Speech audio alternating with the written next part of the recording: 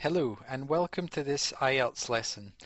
Today we're focusing on writing task 1 and we'll be looking at the vocabulary and the grammar that you need to describe a line graph. This is what a writing task 1 looks like. In writing task 1 you're often asked to describe visual data. And there are two main problems that students face in this task.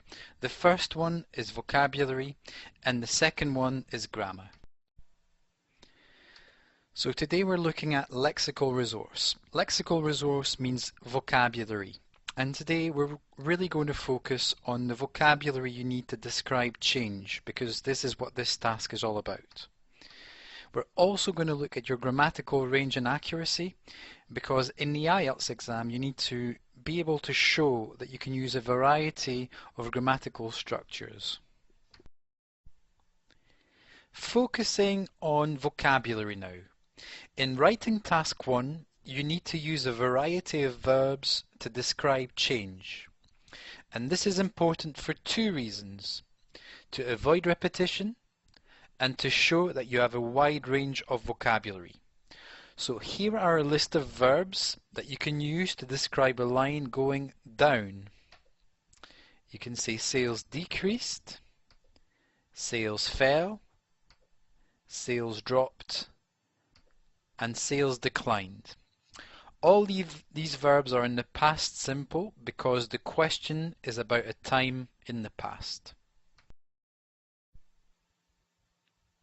Now here are some verbs to describe a line going up. You can say that sales increased, sales rose, sales grew, and sales climbed. So I would suggest that you take a screenshot or take a note of these verbs so that you can use them again in the future.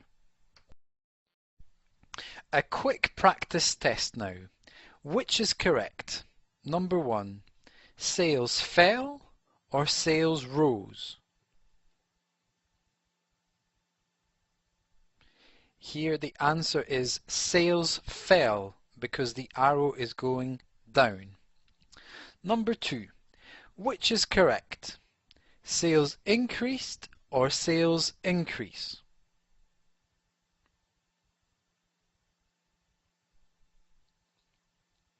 And the answer is sales increased because the verb is in the past simple and takes ed.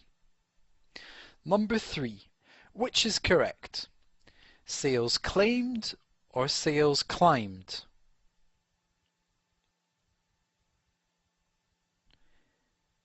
And the answer is sales climbed, because claimed there's a spelling mistake.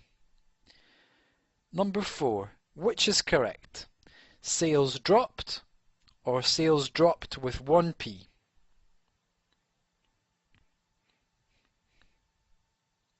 And the answer is sales dropped with two P's. So you have to be really careful to use the verbs with the correct spelling. So we're looking at grammatical range and accuracy now. Earlier we had a look at subject plus verb sentences like sales fell. But if we always use subject-verb sentences, they can be quite repetitive for the reader. So what we need is a new type of structure to give variety to our piece of writing.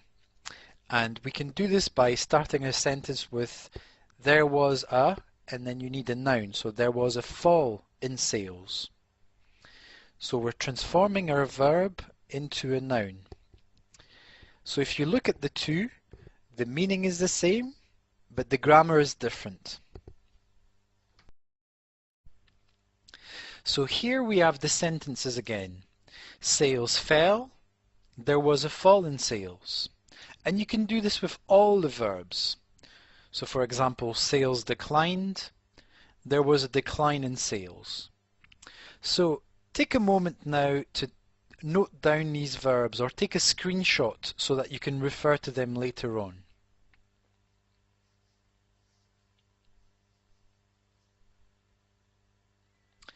Notice as well that some noun and verbs are very different and they change a lot. So for example, sales rose and there was a rise in sales. So the spelling and the pronunciation are very different. And it's the same for sales grew and there was a growth in sales. So be careful. So we're going to do a transformation exercise now. So here's a subject-verb sentence. And now transform this sentence using a noun. So sales increased, there was, and the answer is there was an increase in sales. Okay? So sales grew.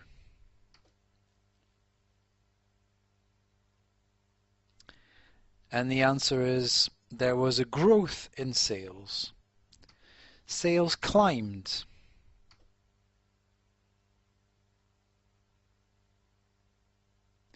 And the answer is there was a climb in sales. Sales dropped. And the answer is there was a drop in sales. So I would suggest that you take a screenshot of this slide so that you can refer to it to transform these sentences again. So now that we've looked at the grammar and the vocabulary that you need for this task, pause the video and spend 20 minutes answering this question. Once you've finished, play the video again and together we'll have a look at a sample answer. Okay, so we're looking at a sample answer now. I suggest that you take a screenshot of this answer so that you can look at it later on. So you can see that the student has used a variety of structures. In blue he's used subject-verb structures, and in red he's been using the noun structures like there was a substantial decline in sales. The student has also used comparative adjectives like more popular, fewer, less popular, and he's also used adverbs like dramatically and sharply. I suggest that you go and check these words in the dictionary if you don't know them. And the student has also mentioned years and numbers, and this is really important because the reader always needs to know what year you're talking about and also the figures that you're talking about. So to stay up to date with all our articles and video lessons, you can follow us on Twitter at Live Language. You can also subscribe to our blog and like us on Facebook. You can also find all this information on our website, which is live-language.com. We hope you've enjoyed this video and look forward to seeing you soon.